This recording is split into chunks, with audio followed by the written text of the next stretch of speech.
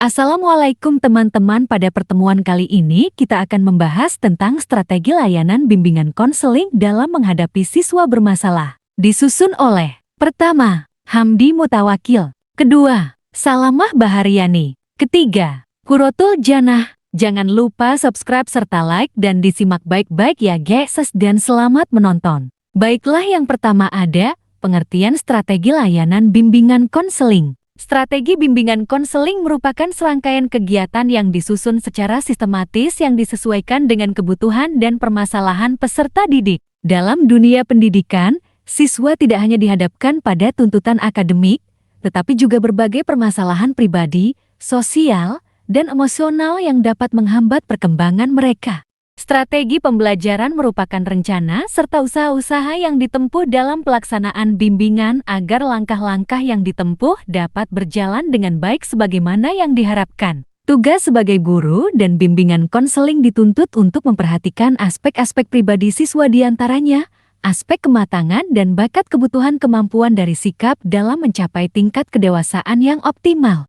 Selanjutnya ada karakteristik siswa bermasalah. Pertama, masalah individu yang berkaitan dengan hubungan spiritual. Ini mencakup kegagalan individu dalam menjalin hubungan vertikal dengan Tuhannya. Contohnya adalah kesulitan dalam menghadirkan rasa takut kepada Tuhan, merasa tidak bersalah atas dosa yang telah diperbuat, serta kesulitan dalam menumbuhkan rasa taat.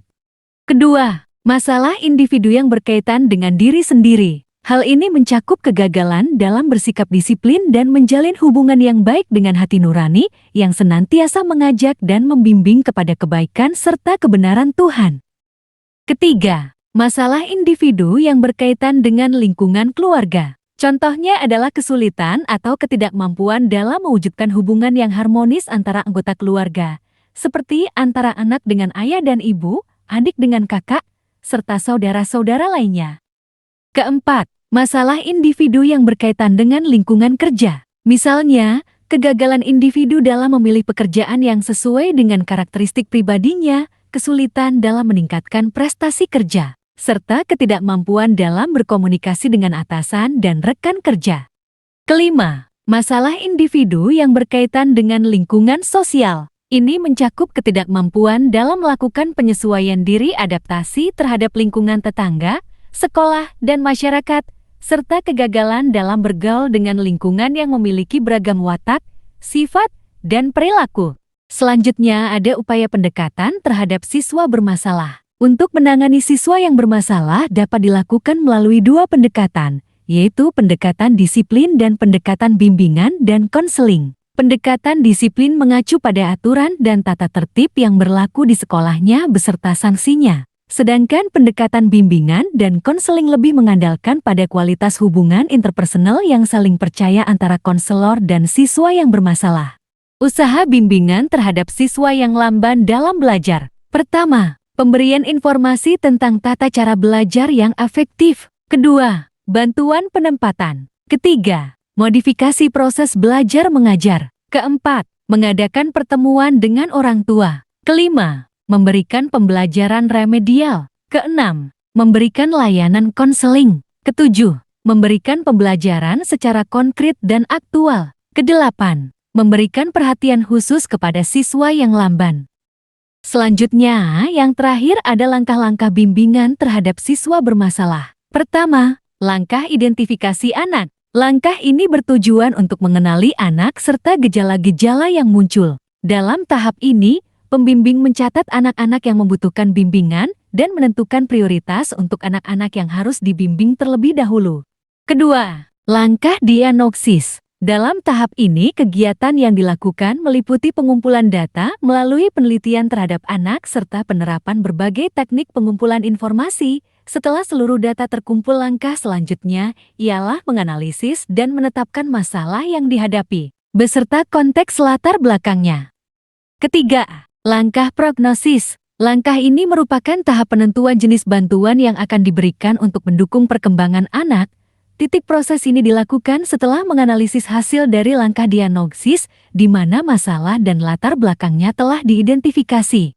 Keempat, langkah terapi. Langkah ini merujuk pada pelaksanaan bantuan atau bimbingan. Ini adalah tahap yang diatur berdasarkan langkah prognosis yang telah ditentukan sebelumnya. Proses ini tentu memerlukan waktu yang tidak sedikit, dilakukan secara berkelanjutan dan sistematis, serta membutuhkan pengamatan yang teliti.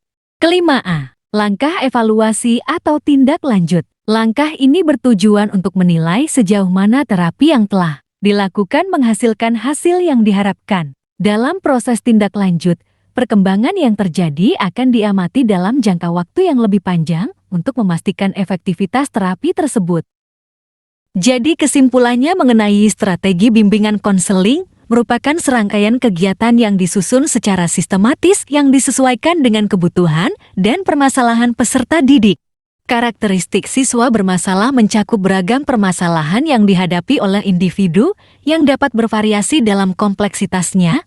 Setiap siswa sebagai individu pasti menghadapi masalah, namun jenis dan tingkat kesulitan masalah tersebut berbeda-beda antara satu siswa dengan siswa lainnya. Usaha bimbingan terhadap siswa yang lamban dalam belajar bahwa bimbingan yang efektif sangat penting untuk membantu siswa yang mengalami kesulitan dalam proses belajar. Upaya pendekatan terhadap siswa bermasalah adalah bahwa penanganan siswa yang mengalami masalah memerlukan pendekatan yang tepat dan beragam. Langkah-langkah bimbingan terhadap siswa yang bermasalah mencakup identifikasi masalah yang dihadapi siswa, diagnosis untuk memahami akar permasalahan, serta pengembangan strategi intervensi yang sesuai. Selain itu, penting untuk melakukan evaluasi dan tindak lanjut guna memastikan bahwa siswa mendapatkan dukungan yang berkelanjutan. Terima kasih telah menonton, mohon maaf apabila masih banyak kekurangan dalam penyampaian materi. Kami tutup. Wassalamualaikum warahmatullahi wabarakatuh.